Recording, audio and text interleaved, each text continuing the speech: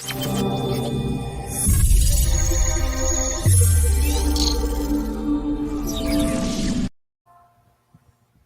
gonna hit that one more time.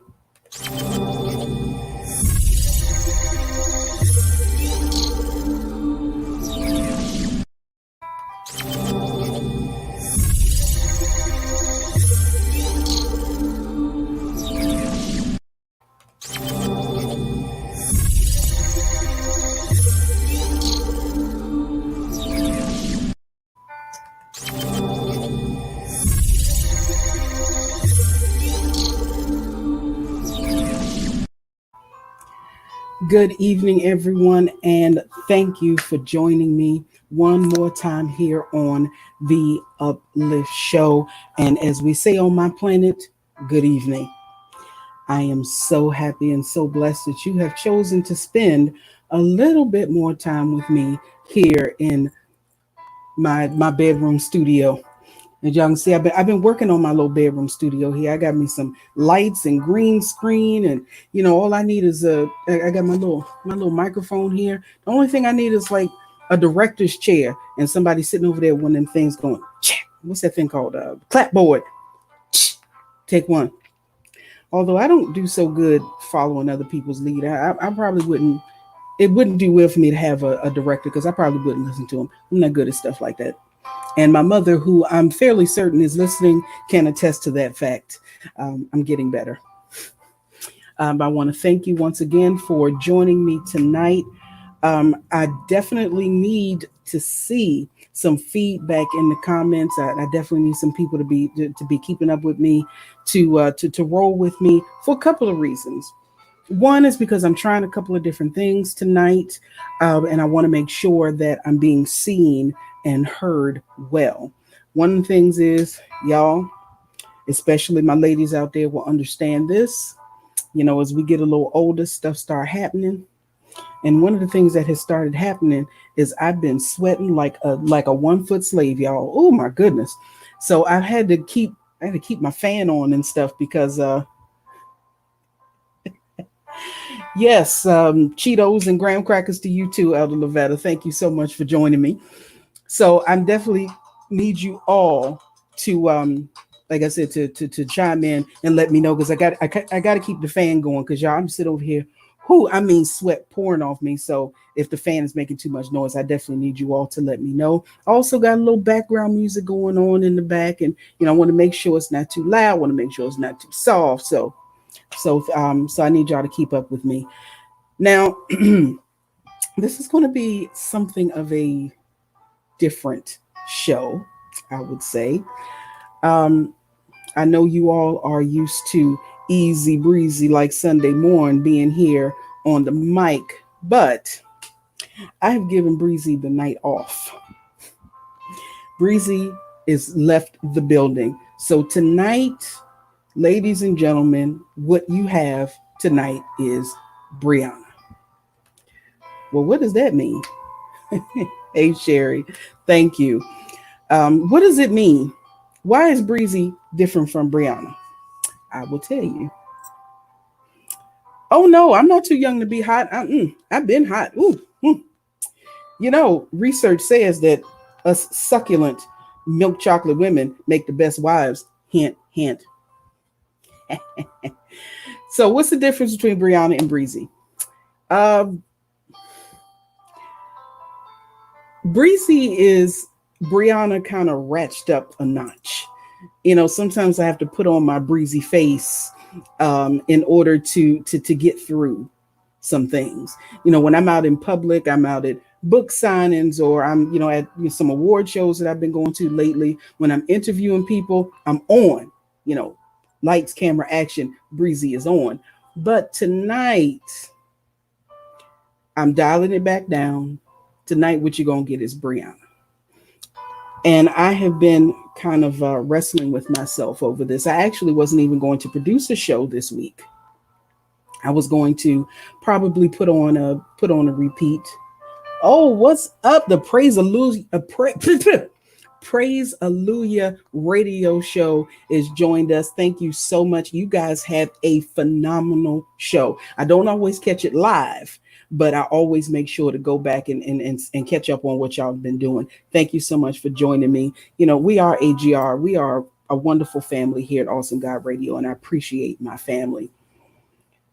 I've been needing my family. As I said, I was not initially going to do a show because it's been a very difficult few days for me. Thank you, Mother. My mother says she knows both Breezy and Brianna. Well, like I said, Breezy has got the night off. She has left the building. So, hello, everyone. I'm Brianna. So, without getting into any long, drawn out details, I had a terrible experience this past weekend. I think all of us, of course, have had, we've all been hurt. We've all been, we've all had our little feelings hurt sometimes. Somebody done said this about us. Said your mama was fat and your daddy was ugly and all this kind of stuff. We've all had that, and especially now as we have gotten older, most of us, we blow stuff off. We like whatever, especially if we do not care about that person's opinion. Hey, Shirelle, the Minister of Fun, has joined us. So, like I said, when it's somebody you don't care about, you most of the time whatever. But as we all know, when hurt comes from family, friends, your church family, those people that are close to you who you really do care about, that's when it hurts the most. And I think I'm sure that all of us who have been saved for any amount of time, who've been in any church for a little bit of time, know that a church hurt can be the worst hurt that you can experience. Not just because this is your church family, but also because these are the people of God. We're all supposed to be, one Lord, one faith, one baptism. We're all supposed to be here. And sometimes it happens, personalities clash or whatever it is that has happened, and we get hurt. So I got really, really, really, really hurt this past weekend by somebody that I trusted, somebody that I love, and it broke me down. Well, I really had to put on a breezy face real bad because I didn't want anybody else to know how I had been hurt, especially anybody at church. And I know that I've got some church family listening right now. Don't y'all be calling me after this and say, girl, who was it? What they did, what they said? Because I ain't going to tell you. All I'm going to say is my heart was just crushed. And like I said, it's doubly painful when it comes from somebody that, somebody that you love, somebody you trust, your family, your friends. They're the ones that we depend on. They're the ones that we need. They're the ones we talk to. Those are the ones we lean on. And when you get hurt by them, it rips a part of you out. So I was hurt to the point where I was like, you know what? I ain't even trying to fool with church anymore. Not like I was ready to, just, go back in the world or anything of that nature. But it's like, if this is what's going on about me, because here's the thing, I got wind of a conversation that was going on about me, something that I wasn't supposed to know, but I found out anyway. And I was saying to myself, you know what? If this is what's happening behind my back, I don't want the front of my back around nobody. I don't want to talk to nobody. I don't want to deal with nobody because it hurts so bad. And it was something I could not get over. I wasn't really sleeping. I was just torn apart. And I said, I try so hard to be Mrs. Nice Brianna. I try to be loving. I try to be generous. I try to be the best friend, the best sister, the best daughter. I try to be the best that I can be at all times. And unfortunately, sometimes you find out that your best simply is not enough. And I said, I can't do anymore. I can't give anymore. I can't be any better than what I'm already being. As far as I know, I'm giving my best. And if my best still is not good enough, what else can I do? There's nothing else for me. And even though I have begun to get over it, so to speak, as I was preparing to put up a repeat tonight, I started thinking and said, the problem is my well is empty. My well is really empty. I've given so much that it's just like I don't have anything left. Not for anybody else. I don't even have anything for me. Just what else? What else do I have?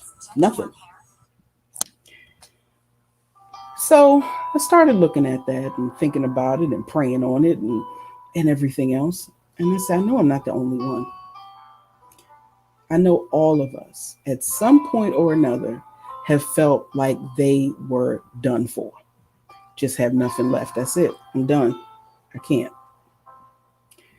So I decided, you know what? I'm not going to I'm not going to let my feelings ruin me. I'm not going to let my hurt overshadow my blessings. So I said, instead of being hurt here all by myself, let me give everyone and anyone a chance to understand their own feelings sometimes, to minister to each other, to testify, and let's put off for a little while. let's put off for a little while our evangelist hat, or our our elder robe, our minister collar. Let's take off the titles that we have. Even with your boss and your coworkers or something. Let's now just be real and true. As I tell you what, some of us Christians are funny to me because sometimes some of us act so high and holy, like we don't have real people feelings and we don't go through real life stuff. That is so not true at all. Even the Bible tells us that our days are few and they full of trouble. And the more saved you are, probably the more trouble you're gonna have. So let's put that aside and be real. Now I did prepare some things that I'm going to read for you that I put together about how to refill your well. But before I get to that, I certainly want to invite anyone in the comment section. If you have something that you'd like to point out, you have a question, you have a comment, you have a story, you have a testimony, please feel free to share. We all friends here. As I've said from day one, from the day I started this show, this is not my show, this is our show. And I want everybody to feel comfortable here with me. So you safe, don't worry. I ain't gonna spread your business out in the street. It's only on the World Wide Web. I'm gonna keep it right here with us.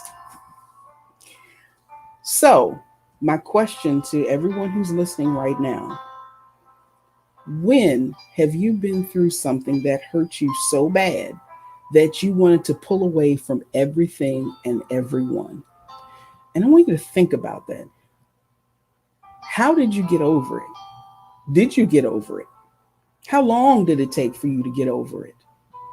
What made that situation worse than some of the other situations we go through? Because I know personally, myself, there's plenty of people who, don't like me, whatever.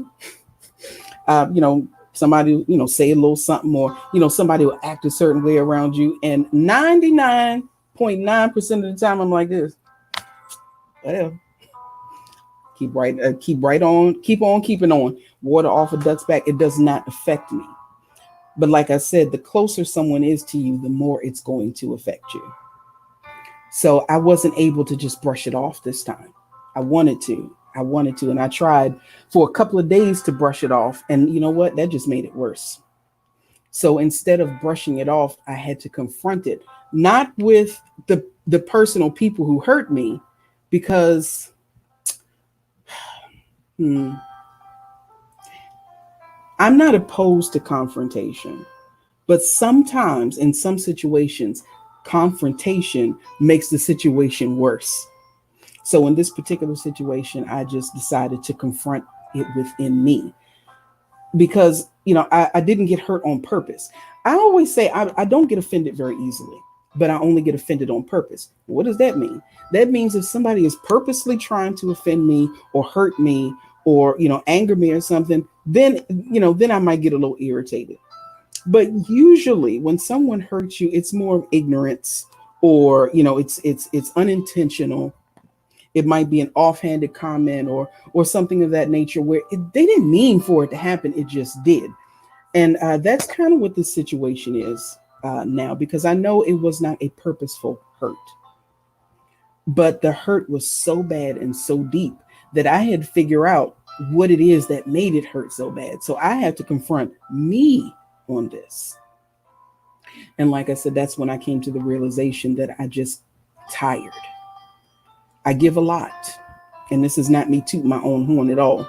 Breezy will toot her horn. Brianna, not so much.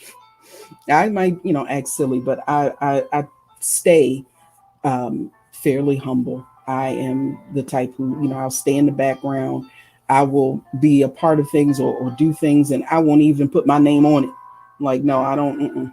It's not. You don't have to. You don't have to acknowledge me. You don't have to say nothing to me. You don't have to. You don't have to call my name. You don't put my. Nope. I'm fine. Until some people actually get upset with me because they think I don't take enough credit for things. So I stay pretty much on the humble. But in honesty, I give a lot of myself. I do not hold back. A friend of mine told me some time ago. She said, "Bree, I am the type of person, I will give you, if I've got my last $10, I will give you five." She said, but on the other hand, you will give all of your 10 and then go borrow some to give to me so that I can have more. And I said, well, yeah, I guess you're right. I've been known to empty my bank account, let people borrow my car. They get red light tickets and speeding tickets. And, I've been known to do all of that. My phone is cut off because I had to pay somebody else's phone bill. Loaning somebody money to get their BGE cut back on. And when it was time for them to pay me back, they showed me their brand new diamond ring. I'm like, oh, it just was time for me to do something for myself. Okay. Did I say anything? No. So, where am I going with all this? I'm sure you're asking. This is where I'm going with this. Because I'm a giver, and I sometimes have to work to find a limit. When I give too much, and I get tired. When you get tired, that's when you start to lose. I'm not a big boxing fan. Y'all know I'm into wrestling. I don't do boxing too much, but I know that anybody who's ever even partially seen a boxing match knows that most of the time boxing matches aren't necessarily won by power. They're won by endurance. The race is not given to the swift, nor the battle to the strong, but it's just, you have to keep going, and you have to pretty much outlast your opponent with your endurance. Sometimes the best matches are people who took a whole lot of punishment because they were making their opponent wear themselves out. I mean, people are literally wearing themselves out, beating you up. But if you can learn to take it, you wear them out and then they fall over and you win, even though you come out the worse for wear. It happens like that sometimes. And I kind of have that. I kind of have that where people beat me up and I have a high tolerance. I take it. Now, they don't necessarily wear themselves out. They just keep on going until they don't have nothing left to beat me on, and then they go on about their business. That's how it is. I have been thrown away countless times by people who, once they finished using me up and I didn't have anything left, they weren't interested in me anymore. And I'm not necessarily talking about men. I'm talking about, I'm talking about anybody. I've had to learn some lessons the hard way. This lesson that I had to learn this past weekend was a hard lesson, and I'm still going through it to the point, family, family. I felt myself going back, really almost regressing, going back to old habits or wanting. I didn't give in, but wanting to go back to old vices and old habits just to help me cope with the pain. And that's not a good thing. That is not a good thing at all. I've been saved long enough to know better, but sometimes the pain just overwhelms, and we can't let that happen. We can't let that happen. So here I am, just done, just empty and tired. And when that happens, you want to give up. You want to give up. So what do you do when your well is empty? How do you go through? What do you do when you have nothing left to give?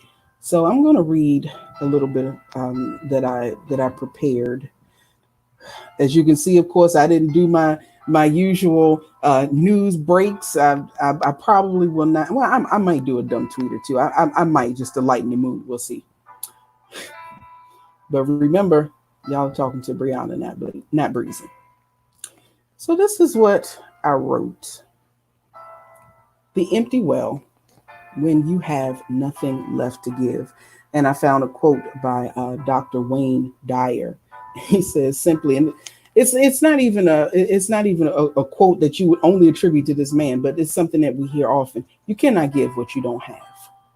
Or some people say you can't get blood from a turnip. What you don't have, you can't give. And if you are like me, you like to give. It makes me feel good when I'm able to give. But when I don't have anything left to give, then I feel horrible. So I want you to put this in your minds a little bit. Let us imagine that a thirsty traveler happens upon a remote homestead. The woman who resides there, eager to help this poor soul, offers a large glass of water. The stranger is so grateful, and so the woman goes to the well only to find out that it is now dry. Although she has offered, there is nothing left to give. Soon, the stranger and the woman become very ill with dehydration, their bodies slowly shutting down.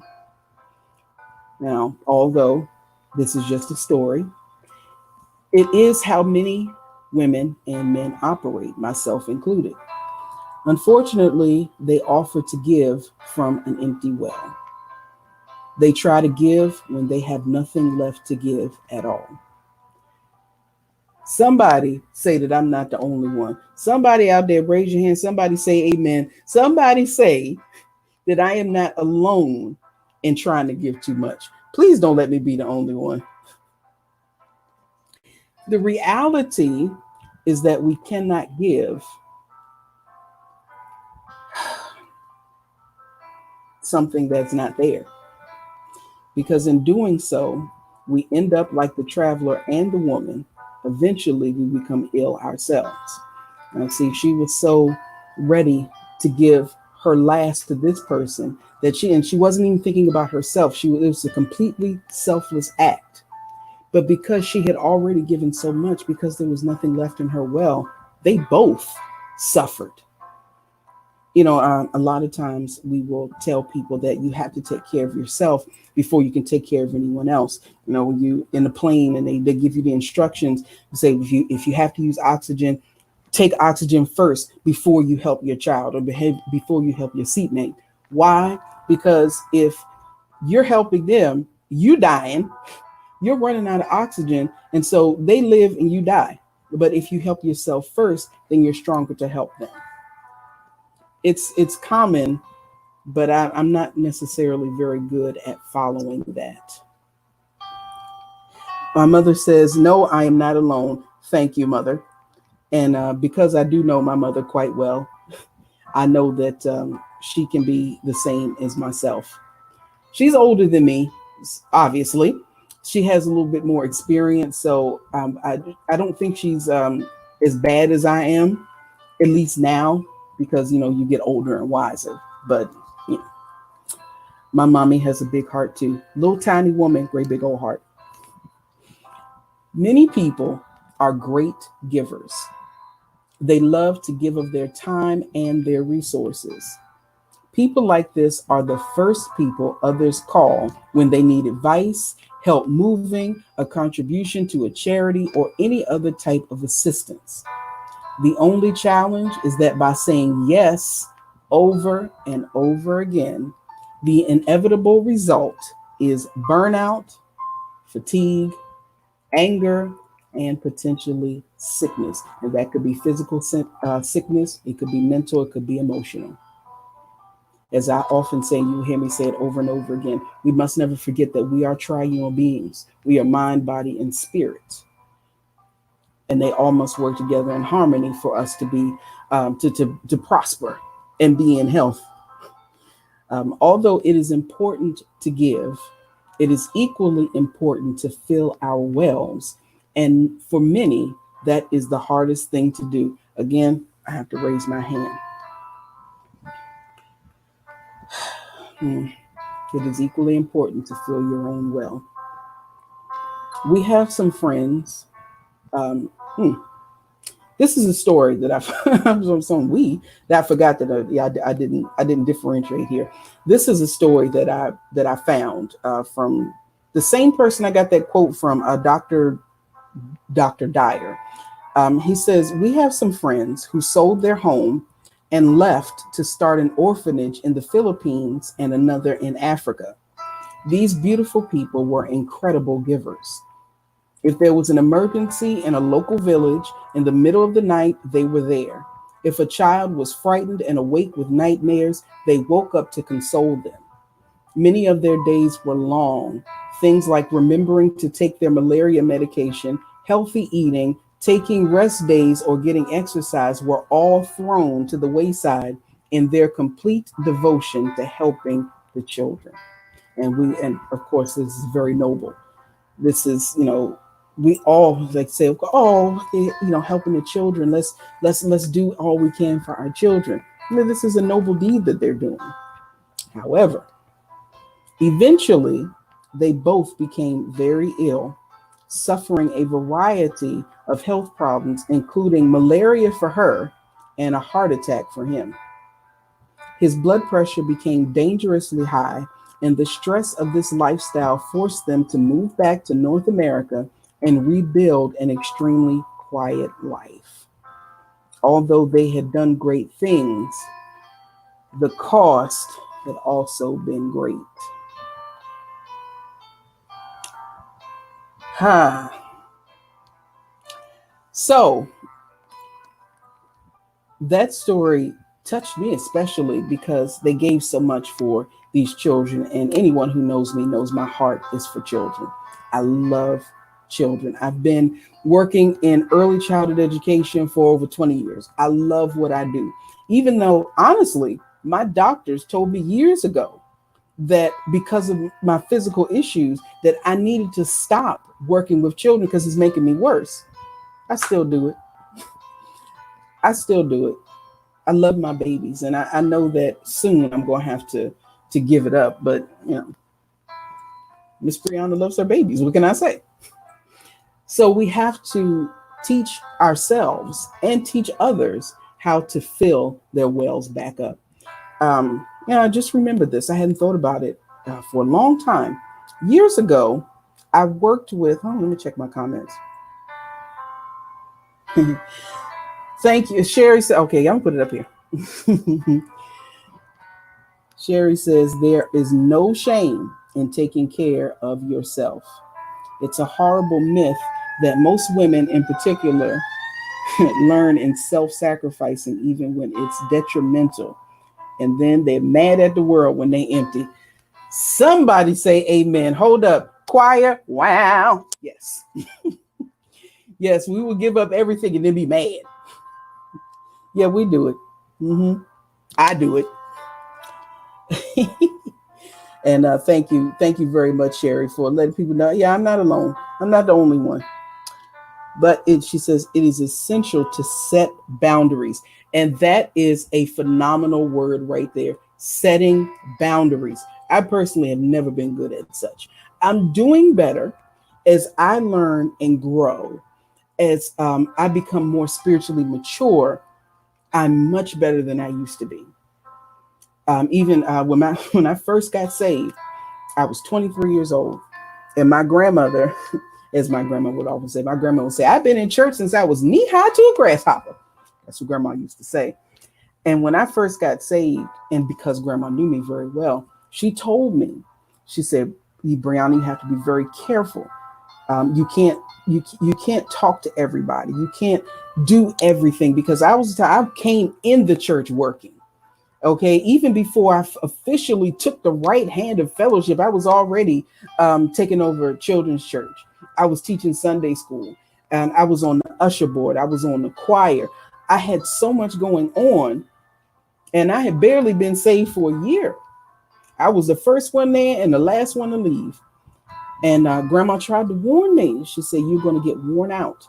And she said, once people realize that you will do anything, they will wear you out. It won't even be on purpose, but they will wear you out. They'll take everything you have. And then, I wish I had listened. It's not that I didn't believe her, it's that I didn't understand. And sometimes things we just have to learn on our own. But I didn't understand. My grandma was absolutely right. And it took me a long time to get that.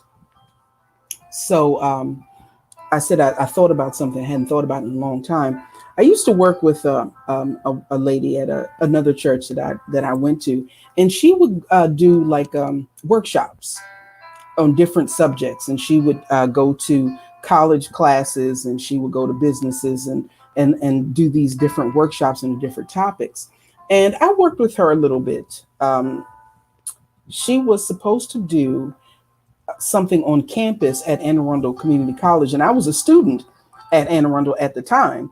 So, of course, I said, "Well, I'll work with you. I'll be on campus."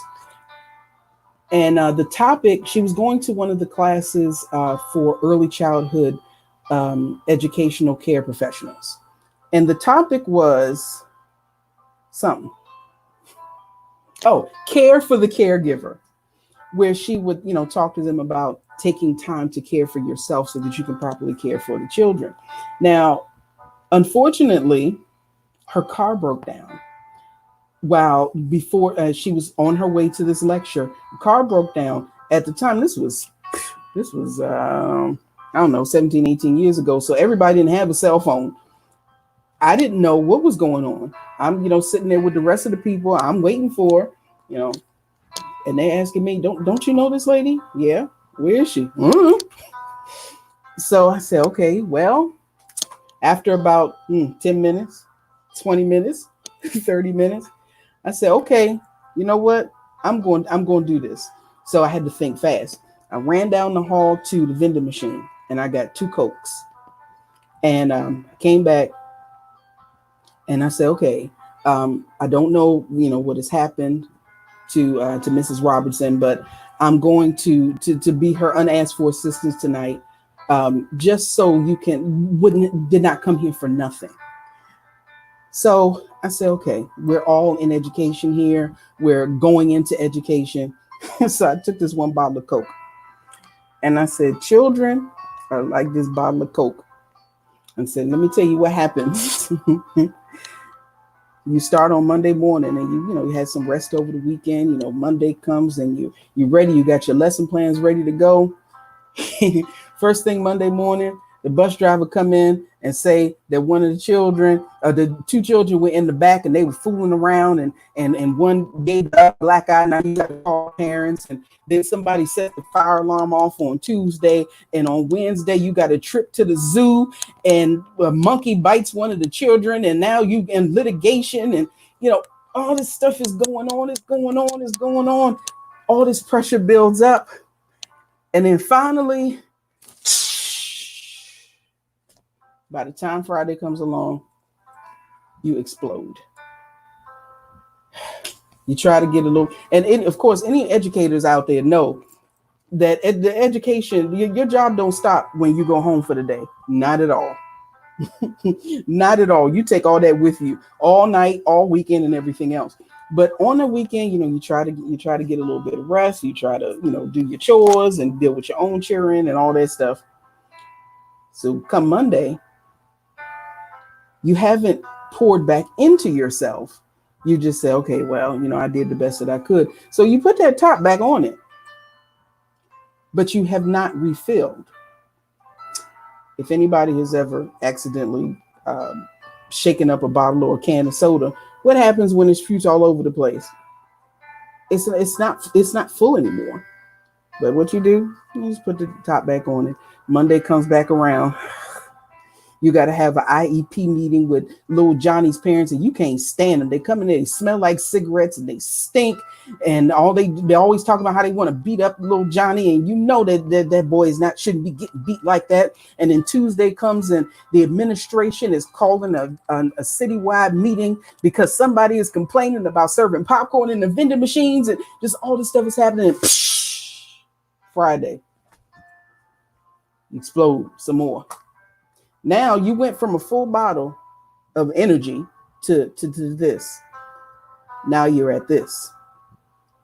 And after a while, you don't have nothing left in there, but you're still shaking it up. You're still going to work every day. You're still dealing with the same stuff, but there's nothing left in there. So eventually, one day or one Friday or whatever it is, you open it. Nothing happens. And so we have to learn to refill. So I took the other bottle, opened that up. Now keep in mind, I made sure everybody stepped back because this soda was all over the place. Matter of fact, I think it might have been Sprite because I didn't want to use anything dark. I'm sure the janitors loved me after that, but that's neither here nor there. we got to fill ourselves back up because life doesn't stop. We have to keep going. The only way to do that is if we take some time and fill ourselves back up. Man, that was a long time ago. Like that was probably 17 or 18 years ago. And I started taking my own advice. I'm trying. I'm sorry, I sidetracked there for a minute. Breezy and Brianna both do that.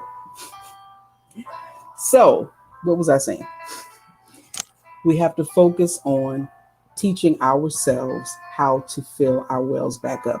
We are conditioned to believe that putting oneself first is selfish. How many of us now? I was young, but I'm still a child of the 80s. I was young, but that was what they called the me generation, the Reagan years or whatever. Everything was me, and we're taught that's a horrible thing. That's selfish. It can't be all about you. But the truth is, putting everyone else first ultimately ends up being more selfish, as this inevitably leads to breakdown, resentment, and even illness. I've been there. Now I'm the one that wrote this stuff down, and I'm almost like this is my own first time seeing it. It's hitting me. What good are we to anyone else if we are stressed, overwhelmed, and sick? We can be extraordinary givers as long as we hold true to the notion that we must invest in some form of daily care, putting ourselves first. I read this somewhere. Even Mother Teresa took a nap every afternoon. Filling our own wells can be difficult, but it can also be very simple. Taking a few minutes in the morning for prayer or meditation is tremendously helpful. I'm so grateful that there are some of us here at Awesome God Radio every Wednesday morning at 6 a.m. We have a corporate prayer. And if you, are paying attention, of course, to my Facebook pages, I always put the information out there. Anybody is welcome to join us. Uh, that few minutes that we take on that Wednesday morning, it makes such a difference throughout the rest of the day. So I think taking a few minutes in the morning for prayer meditation is helpful. Um, some people I know have adopted a daily practice, and adopted that as a daily practice. And they say, well, you feel calmer, you feel more centered, more productive. And yes, I promise it works. Even though sometimes we get up 6 o'clock in the morning, eyes all crusty, breath just stinking. But when whoever is leading the prayer that morning, when they get ready and say in the name of Jesus, everything just stops. Everything perks up. And I got to tell y'all this. This was hilarious. I shared this with our prayer group yesterday on our morning prayer. And y'all know I got a rotten cat over here, and she's always next to me, always, no matter what. And yesterday morning, sitting on the edge of the bed, and I had my phone on speaker. It was sitting next to me on the bed, and so was she.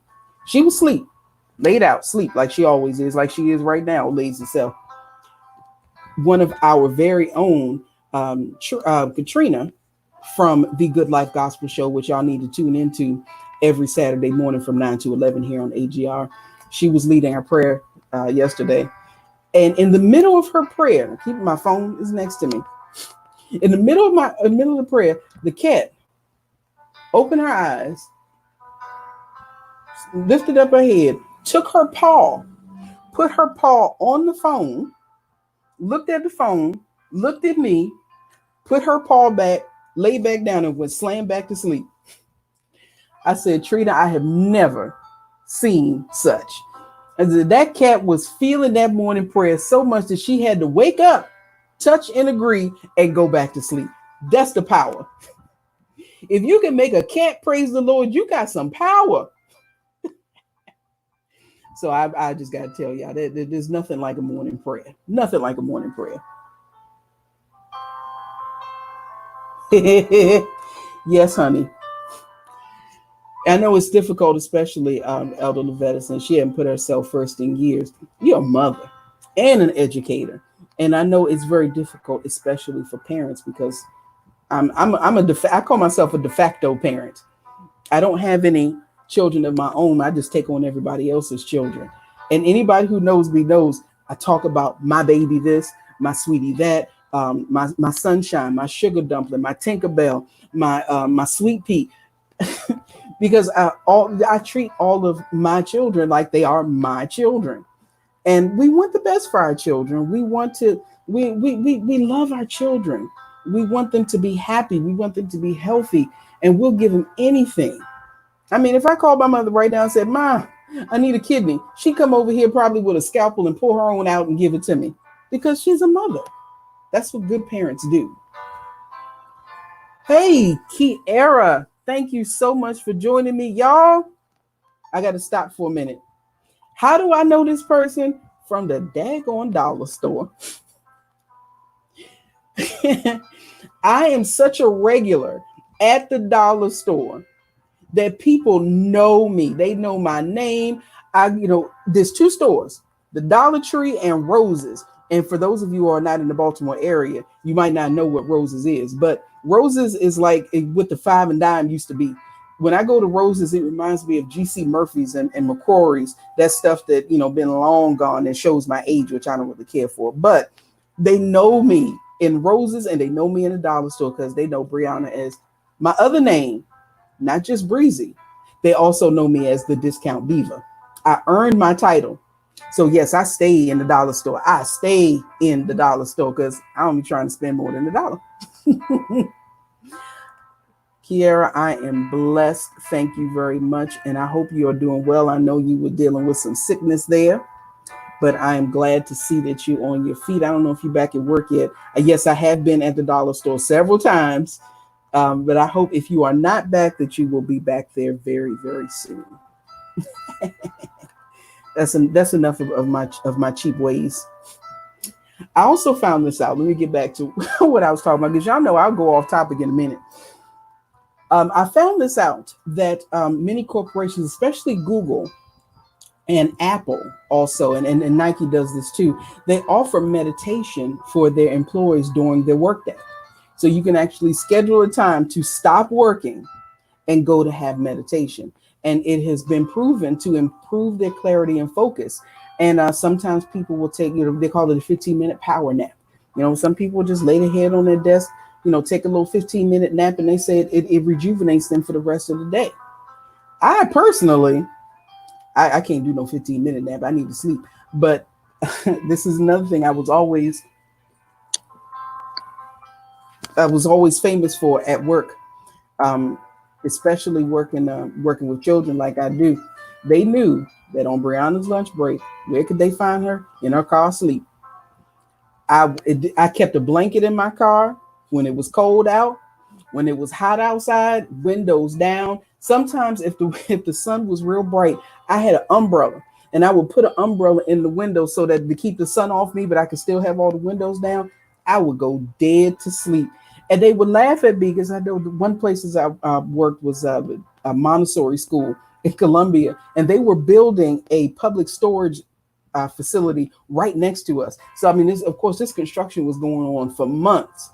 And I would still go by in my car and go straight to sleep. They're like, how can you sleep through that noise? If I'm asleep, I'm asleep. I don't hear nothing. So I can definitely say that afternoon nap, yes, amen. Daily exercise is also key. I've been doing a lot of exercising lately. Since we have been stuck in here, I've been going to the parking lot, actually where Kiara works, with the Dollar Tree, a big parking lot there, because most of the stuff in the shopping center is not open. So I'll park at one end of the parking lot, and I'll just do like 7-8 laps around the parking lot. I've been going to the harbor, to Baltimore Inner Harbor sometimes, especially because there's not a lot of people around, and I'll do a couple of laps there. I actually got myself one of those stepper things. What's it? A Fitbit. Although mine is the cheap version of Fitbit, because I think I paid $12.99 for mine instead of $124 they wanted for the Fitbit. But I found out that where I've been walking at the harbor is like a mile and a half. So I've been doing that, and I'll stop and feed the ducks a little bit. I put together an exercise bike here. Yes, I put it together myself. And yes, there are some screws left over. So I'm not exactly sure how long it's going to last. And, I pulled out my old Wii, and I've been doing my Wii boxing until I can just be sweating, back hurting, and everything else. And I got to sit my big butt down. But I've been doing a lot more exercise. Of course, it has been shown that moving our bodies releases toxins. It keeps our energy up, burns, of course, calories, and maintains a youthful form. And it can help with our production. I'm giving you some tips, and I'm taking these tips for myself too. Just how to refill your well. So what we discussed already, get you let's start a prayer routine, meditation, take a nap if you need to, get some exercise, get up and move. You don't have to run a marathon, because Lord knows my fat behind can't run no marathon. But sometimes just getting out, getting a little fresh air, walking around the neighborhood sometimes. Get a dog. Go walk your dog. Although that's why I don't have a dog, because I ain't gonna feel like walking an old funky dog all the time. I'm getting off topic again.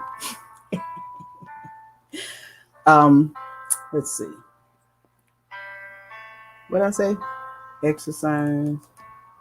Y'all know it's hard for me to see. Water. Oh, I don't know if my pastor is listening right now, but my pastor is always touting water. Drink your water, drink your water, drink your water, drink your water. And it does do an amazing thing. When you drink enough water, you will be surprised how different your body feels. Personally, I love water. Some people say, I don't like water. It don't taste like nothing. I think it tastes good. Especially, there's nothing like some ice cold water to me. But fueling your body with water and proper nutrition, I'm working on that, will also help fill your well. The goal is to maintain our energy without the use of caffeine. So, my mother, and I know some people who are addicted to Pepsi, Dr. Pepper. Now, I'm gonna say this for my mother. She's not. She's a coffee addict, but not a caffeine addict. She and I share something in common. That caffeine does not have any effect on us whatsoever. When I was in college, I would take caffeine pills while drinking coffee and still go right to sleep. It does nothing to me. I've tried all the energy drinks, Monster Energy and 5 Hour Energy, and all of it does absolutely nothing. But you still need to, if you are a caffeine addict, some of these things that we talked about will help you maintain that energy without caffeine, without sugar. Um, all of these foods make our bodies weak, and whatever makes us weak prevents us from operating at a high level. To fill your well, try to consume whole organic foods and drink a minimum of 12 glasses of pure water every day. They used to say 8, but in my research, they now say 12 glasses of pure water. This will give you an extraordinary amount of energy. Additionally, supplement with daily vitamins if it's needed. Some people, veggieholics, they get enough proper nutrition from the food that they eat, but most of us do not. Most of us don't. And you might find it necessary the next time you go to your doctor to have just to have a standard blood test done to see if there's any vitamin deficiencies. Very often, most people have a B12 or B6 deficiency, um, a calcium deficiency, and something else that I'm thinking, iron. So keep those things in mind. Try some protein shakes. Something. We're gonna work this out, y'all. We're gonna work this out. Another key factor in filling our well is rest. We already talked about them power naps, but studies have shown, and I've seen a lot of them, that ultimately our bodies require 7 hours of sleep every night. Most of us function on less because we're busy. And then we don't even realize what it feels like to be truly rested.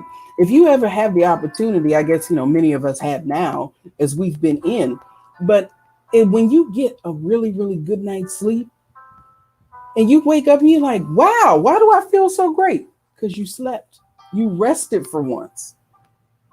That is a great feeling. And we need to make sure to get that feeling more often.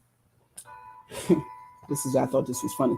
If you're finding yourself short-tempered, irritable, have challenges releasing weight, lack focus and desire, then it could be as simple as getting more sleep. It is perfectly fine to have the occasional night of less sleep, but over time it will catch up with you. I always say that rest covers a multitude of sins. I said that to my pastor one time, and she's, wait a minute, what? That's not what that scripture said. I ain't say it was biblical. I said that's what I think. Hold on, let me check this comment section again. Y'all know I get talking and forget to look at the comments. Elder Lavetta, you better drink you some coffee. Drink you some water. And my mother talking about, I ain't giving up my coffee. I didn't say you had to give up your coffee. But you, Miss Lady, definitely need to drink more water. I've been fussing at my mother for years about drinking more water. Elder Lavetta, don't make me get on you too. If I sleep 5 hours. Elder Lavetta, what I'm going to do with you? What, I got to call you every hour to make sure you drink a cup of water, and then before you go to bed, I had to sing you a lullaby? Lullaby and good night. Close your sleepy brown eyes. I don't know the rest of that song. I'll think of something though. I can sing to you what I sing to my baby. I sing Somewhere Over the Rainbow to my baby. You're starting to drink more water. You've been telling me that for years. You're still not drinking enough. Hush up.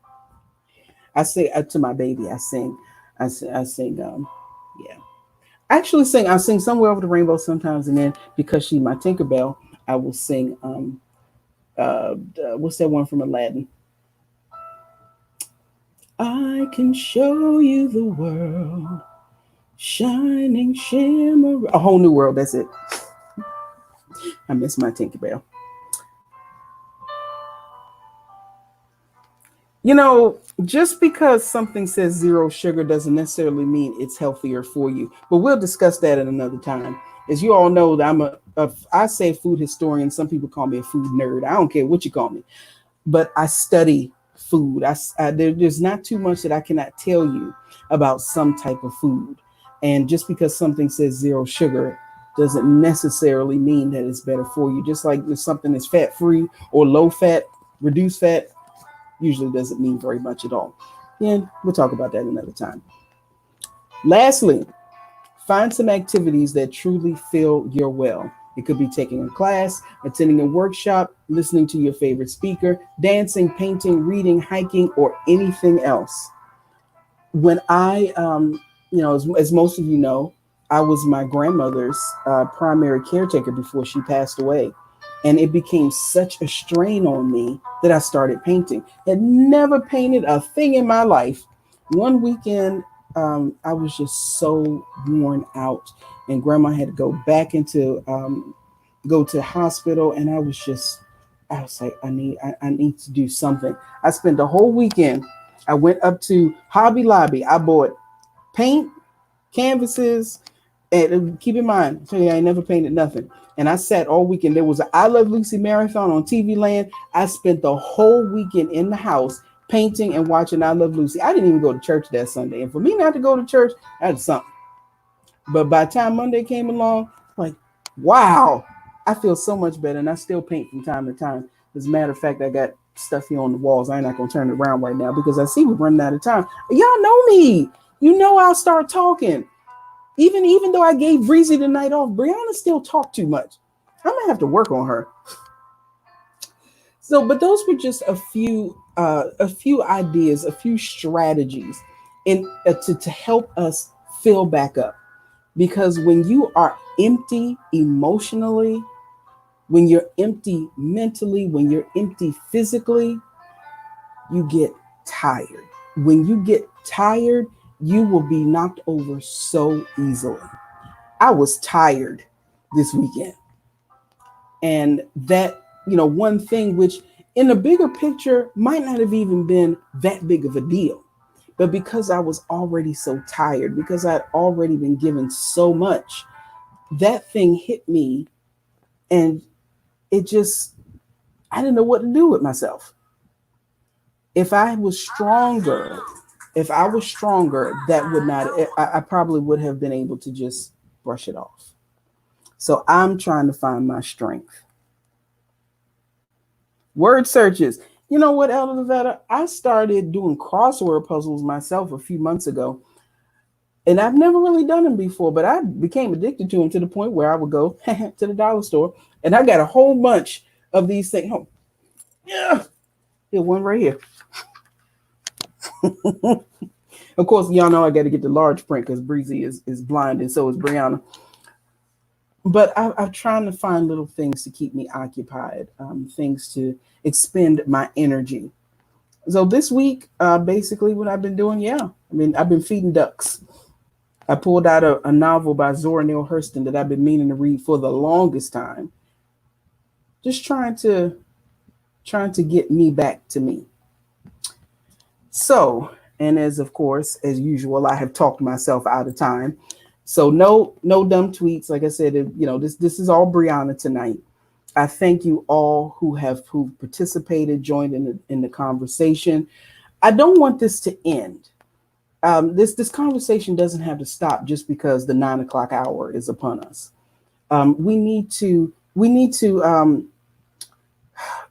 encourage one another. Call up your friends. Check on the people that you care about. Make sure they're okay.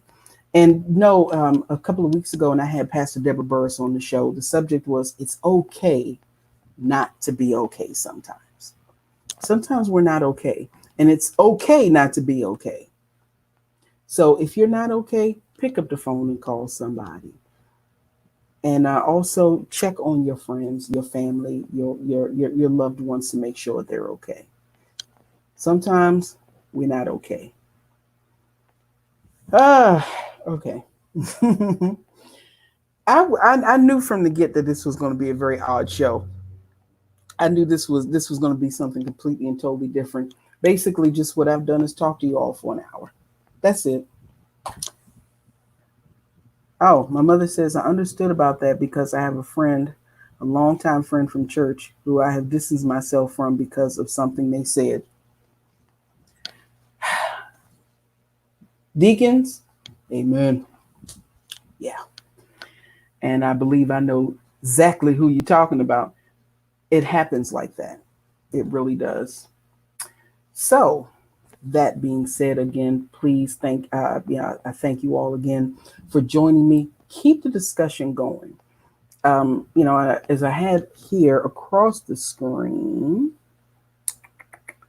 please, any comments that you have, something you'd like to see here on the Uplift Show. You have a request or you have an idea, you would like to be a guest on the show, please do not hesitate to let me know. Somebody you'd like to see on the show, please do so. Again, this is not my show, this is our show. And these are the kind of conversations that help strengthen us all. Here we go. Here it is. All right. What would you like to see on the Uplift Show? Email me at breezylikesundayMorn@yahoo.com. Of course, you can always inbox me here on Facebook at Get Lifted with Breezy or at the Uplift Show. You can also check out, I'm asking you actually, please check out my YouTube channel. It is called The Uplift Channel. Just go to YouTube, put in The Uplift Channel, and please subscribe to my channel. I'm just starting, but I am working on there's a few things there now, but I'm working on bringing you all some original content. Brianna always got some stuff up her sleeve. So please head over to YouTube and subscribe to the Uplift channel. And you can also, of course, contact me there with whatever you'd like to see. Also, you can go to my website at www.getliftedbemore.com. Now, I'm not going to do dumb tweets, but I will never, ever leave you without an uplifting thought, because I think we all need these. And this evening I chose one of my favorites, Dr. Maya Angelou. And I picked this specifically from her. Dr. Angelou says, "While I know myself as a creation of God, I am also obligated to realize and remember that everyone else and everything else are also God's creations." What is she saying here? Why did I choose that? We're all human. We're all subject to the same mistakes, the same issues, the same drama, the same pain. As we have learned now with this coronavirus, it doesn't matter if you're Christian, Muslim, Buddhist, atheist, black, white, Chinese, Hispanic, rich, poor, man, woman. It does not matter. We are all one. And we need to learn to treat each other as one. We are one in Christ. Even if you don't have the same beliefs I have, we're still one in Christ. Even if you're from a different culture, we're still one in Christ. Even if you don't even acknowledge Jesus as your Savior, we're still one.